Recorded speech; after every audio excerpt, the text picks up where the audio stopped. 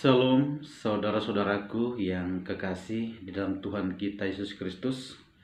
Kita bersyukur karena kita ada sampai hari ini semua karena kemurahan Tuhan. Hari ini kita akan belajar bersama firman Tuhan dengan satu topik, jangan berhenti membantu sesama meskipun keadaan kita juga sedang susah. 2 Korintus 8 ayat 1 sampai ayatnya yang ke-9 berkata begini. Saudara-saudara, kami hendak memberitahukan kepada kamu tentang anugerah yang diberikan kepada jemaat-jemaat di Makedonia. Selagi dicobai dengan berat dalam berbagai penderitaan, sukacita mereka meluap, dan meskipun mereka sangat miskin, mereka kaya dalam kemurahan. Aku bersaksi bahwa mereka telah memberi menurut kemampuan mereka, bahkan melampaui kemampuan mereka. Dengan kerelaan sendiri mereka meminta dan mendesak kami, supaya mereka juga beroleh anugerah untuk ambil bagian dalam pelayanan kepada orang-orang kudus. Mereka memberikan lebih banyak daripada yang kami harapkan. Mereka memberikan diri mereka pertama-tama kepada Tuhan, kemudian oleh karena kehendak Allah juga kepada kami.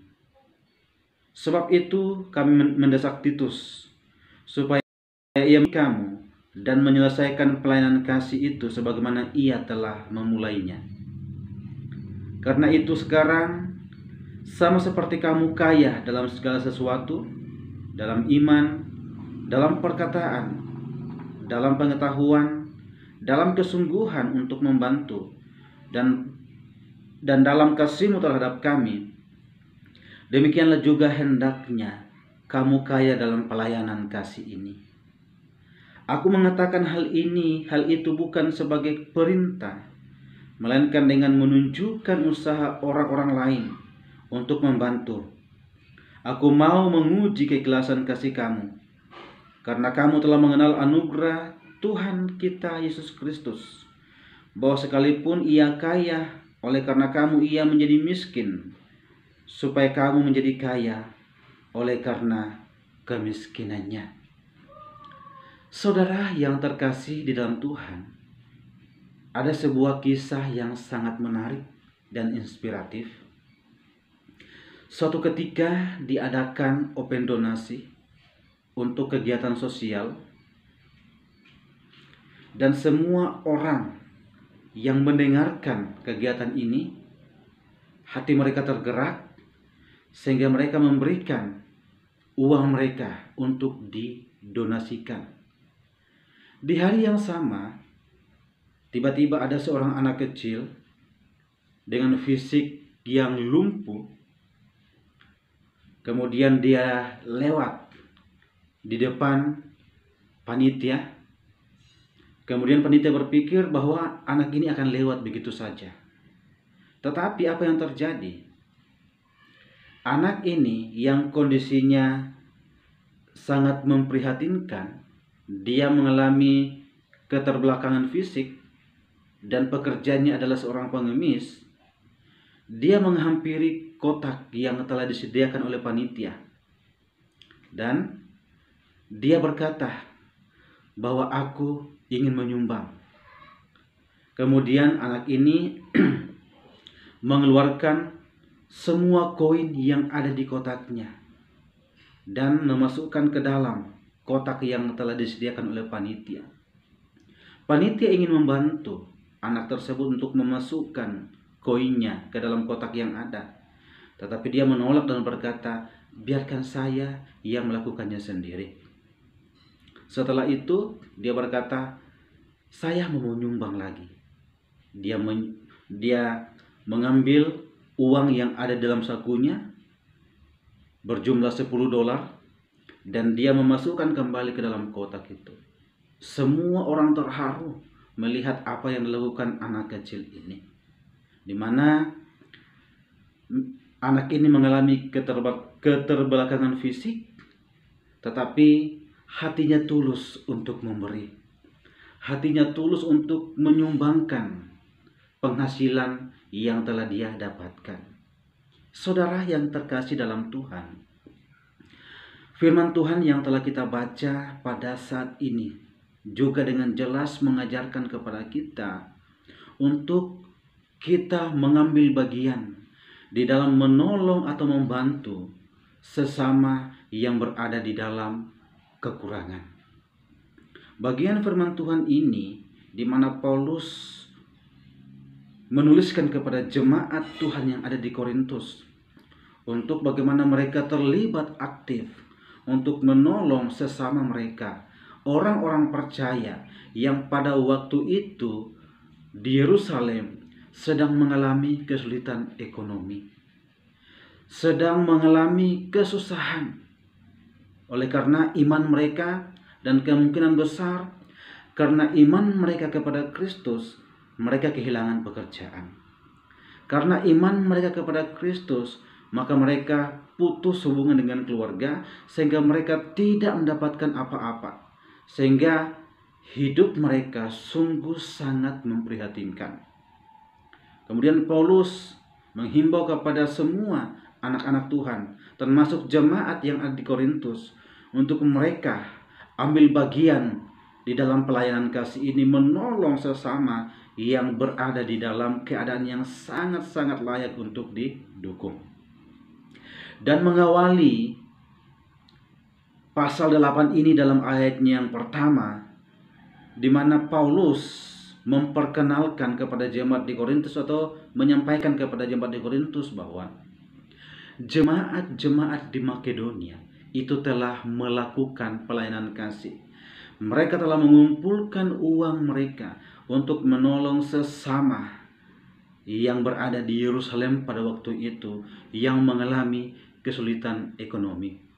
Dan menariknya, saudaraku, bahwa di dalam ayat yang kedua dikatakan bahwa jemaat-jemaat yang ada di Makedonia itu adalah juga jemaat yang berada di dalam penderitaan, jemaat yang berada di dalam kesusahan hidup, jemaat yang berkekurangan. Tetapi meskipun mereka berkekurangan, dikatakan mereka sukacita mereka meluap. Jadi kondisi kekurangan, penderitaan yang mereka alami terus membuat mereka bersukacita untuk menolong orang lain yang membutuhkan pertolongan. Bahkan dikatakan bahwa meskipun mereka sangat miskin dalam ayat yang kedua, dan meskipun mereka sangat miskin, mereka kaya dalam kemurahan. Luar biasa Bapak Ibu Saudaraku, bahwa jemaat di Makedonia adalah jemaat yang kondisi mereka juga sangat sulit. Kondisi mereka sangat susah dan keseharian mereka mungkin sangat sulit. Tetapi mereka bersukacita untuk menolong orang-orang yang berada di dalam kekurangan. Bahkan dikatakan bahwa meskipun mereka miskin, ya, benar-benar kondisi mereka itu sangat memprihatinkan. Dalam artian bahwa mereka bukanlah kelompok kelas ekonomi ke atas. Kondisi mereka biasa-biasa saja. Keadaan mereka biasa-biasa saja, tetapi mereka kaya di dalam kemurahan. Apa yang membuat jemaat di Makedonia tidak berhenti menolong orang lain meskipun mereka juga dalam keadaan yang susah? Karena kasih karunia dari Tuhan. Ya. Karena kasih karunia dari Tuhan, sehingga jemaat-jemaat di Makedonia itu mereka berantusias untuk menolong orang lain. Bahkan dikatakan di dalam ayat yang keempat, dengan kerelaan sendiri mereka meminta dan mendesak kami supaya mereka juga beroleh anugerah untuk ambil bagian dalam pelayanan kepada orang-orang kudus. Jadi jemaat-jemaat di Makedonia tidak mau tinggal diam. Mereka mendesak Paulus supaya mereka ambil bagian atau mereka dilibatkan dalam pelayanan kasih kepada jemaat Tuhan yang ada di Yerusalem yang membutuhkan bantuan. Jemaat di Makedonia tidak tinggal kemudian menutup mata. tetapi mereka membuka mata mereka, membuka hati mereka untuk peduli terhadap orang-orang yang membutuhkan. Bahkan dikatakan dalam ayat yang kelima, mereka memberikan lebih banyak daripada yang kami harapkan. Mereka memberikan diri mereka pertama-tama kepada Tuhan, kemudian oleh karena kehendak Allah juga kepada kami. Jadi jemaat di Makedonia adalah pribadi-pribadi yang telah menyerahkan hidup mereka kepada Tuhan. Oleh karena itu, mereka rindu untuk berbagi kasih kepada orang lain. Saudara yang terkasih dalam Tuhan, kita pun juga, kalau kita bisa memberi dari kekurangan kita, itu karena kasih karunia Tuhan. Kalau saya dan Bapak Ibu Saudaraku bisa menolong orang lain yang dalam keadaan yang susah, meskipun juga sebenarnya keadaan kita sulit, kita mampu melakukan semuanya itu karena kasih karunia Tuhan. Karena kita mencintai Tuhan, karena kita mengasihi Tuhan, sehingga kita mau menyatakan kasih yang telah kita alami, kasihnya yang telah kita alami itu kepada orang lain, supaya orang lain pun bisa mengalami kasih Allah melalui tindakan nyata yang telah kita lakukan. Saudaraku, jangan pernah menunda-nunda waktu untuk berbagi kasih kepada orang lain. Jangan pernah menunda-nunda waktu untuk menolong orang lain. Dan jangan pernah berpikir, nanti saya punya segala-galanya, baru saya bisa membantu orang lain. Mulailah sejak dini. Biasakanlah sejak dini untuk menolong orang lain, untuk peduli dengan orang lain.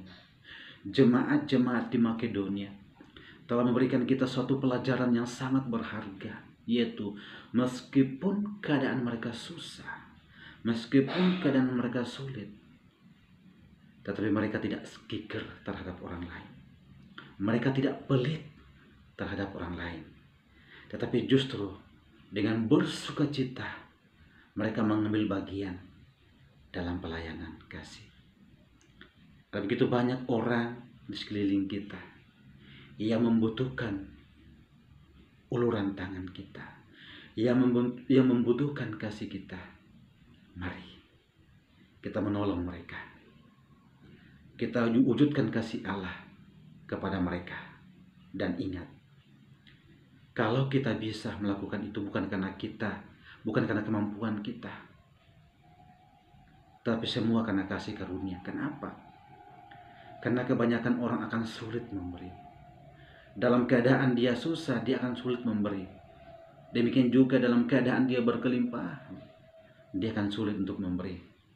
Tetapi kalau kita mampu memberi dari kekurangan kita, itu semata-mata karena kasih karunia Allah. Kemudian ayatnya ke-9 berkata begini, karena kamu telah mengenal anugerah Tuhan kita Yesus Kristus, bahwa sekalipun ia kaya karena kamu, ia menjadi miskin, supaya kamu menjadi kaya oleh karena kemiskinannya. Saudara yang kasih dalam Tuhan, Yesus Kristus adalah Tuhan. Dia pemilik segala-galanya. Dia pemilik dunia ini, pemilik jagat raya ini. Tetapi dia mau rela datang ke dalam dunia. Dikatakan bahwa meskipun dia kaya, dia miskin karena kita, ya. Kemiskinan yang dimaksudkan di sini bukanlah miskin secara finansial atau materi. Kenapa? Karena Kristus itu kaya, punya segala-galanya. Tetapi kemiskinan yang dimaksudkan di sini adalah di mana Yesus mengambil rupa manusia. Dia menghambahkan dirinya dan dia berkorban. Dia meninggalkan singgasananya. Dia meninggalkan tahtanya. Kemudian dia rela datang ke dalam dunia. Untuk apa? Untuk berkorban bagi saya dan Bapak Ibu Saudaraku. Sebagaimana yang dikatakan dalam Filipi 2 ayat 6-8. yang walaupun dalam rupa Allah tidak menganggap kesetaraan dengan Allah itu sebagai milik yang harus dipertahankan, melainkan telah mengosongkan dirinya sendiri dan mengambil rupa seorang hamba dan menjadi sama dengan manusia. Dalam keadaan sebagai manusia, ia telah merendahkan dirinya dan telah taat sampai mati, bahkan sampai mati di kayu salib. Jadi Bapak Ibu Saudaraku, Yesus telah berkorban bagi saya dan Bapak Ibu Saudaraku, bahkan bagi semua kita yang percaya kepadanya. Yesus mati untuk menggantikan kita. Yesus rela disiksa, dianiaya, dia mati, dikuburkan, bahkan dia bangkit dan naik ke surga. Ini menunjukkan kepada kita, Bapak Ibu Saudaraku, bahwa pengorbanan yang dilakukan oleh Kristus bagi kita adalah pengorbanan yang sempurna, dan di dalamnya ada yang dikorbankan, yaitu dirinya sendiri. Saudara, mengapa kita tidak berhenti memberi atau menolong sesama meskipun kita juga dalam keadaan yang susah? Ingatlah yang kedua, bahwa didasarkan pada pengorbanan Kristus. Kristus rela berkorban. Kristus tidak hitung-hitungan ketika dia berkorban. Dia berkorban supaya saya dan Bapak Ibu Saudaraku kembali mengalami kasih Allah. Supaya saya dan Bapak Ibu Saudaraku kembali mengalami persekutuan dengan Allah. Hubungan kita dengan Allah dipulihkan, dan juga hubungan kita dengan sesama kembali dipulihkan. Dengan demikian, kita mau peduli dengan saudara-saudara kita yang berada di dalam kekurangan. Kita mau berkorban, ya, mengorbankan apa yang kita miliki untuk orang lain. Meskipun apa yang kita korbankan itu bagi kita itu sangat sulit. Kenapa? Karena kita mungkin berpikir, saya juga tidak berkecukupan, saya juga berkekurangan, ya. Tetapi kalau kita bisa berkorban atau menolong orang lain meskipun keadaan kita susah, itu karena Kristus yang telah terlebih dahulu berkorban bagi saya dan Bapak Ibu Saudaraku. Setiap kali kita mengenang pengorbanan Kristus bagi kita, maka kita semakin dipacu untuk berkorban bagi sesama. Memang berkorban itu sulit, ya, dan tidak semua orang bisa bukannya. Memang berkorban itu harus bayar harga, dan kadangkala kita harus melepaskan apa yang menurut kita itu sangat berharga, dan mungkin bagi kita itu adalah sesuatu yang satu-satunya kita miliki, tetapi kita korbankan. Ingat, semua bisa kita lakukan karena Kristus telah berkorban, terlebih dahulu berkorban bagi kita. Jadi jangan pernah menutup mata, Bapak Ibu Saudaraku, bagi saudara-saudara kita yang membutuhkan pertolongan. Ingat, Tuhan memberkati kita untuk menjadi berkat bagi orang lain, dan kita memberikan atau membantu menolong orang lain itu sesuai dengan apa yang ada pada kita. Dan jemaat Makedonia, mereka memberikan dengan ketulusan hati, dengan keikhlasan hati, dengan kerelaan hati, sesuai dengan apa yang ada pada mereka, bukan yang tidak ada pada mereka. Dan ingat, di dalam ayatnya yang ke-15 dikatakan, orang yang mengumpulkan banyak tidak berkelebihan, dan orang yang mengumpulkan sedikit tidak berkekurangan. Artinya apa? Kita bisa menolong orang lain supaya ada keseimbangan.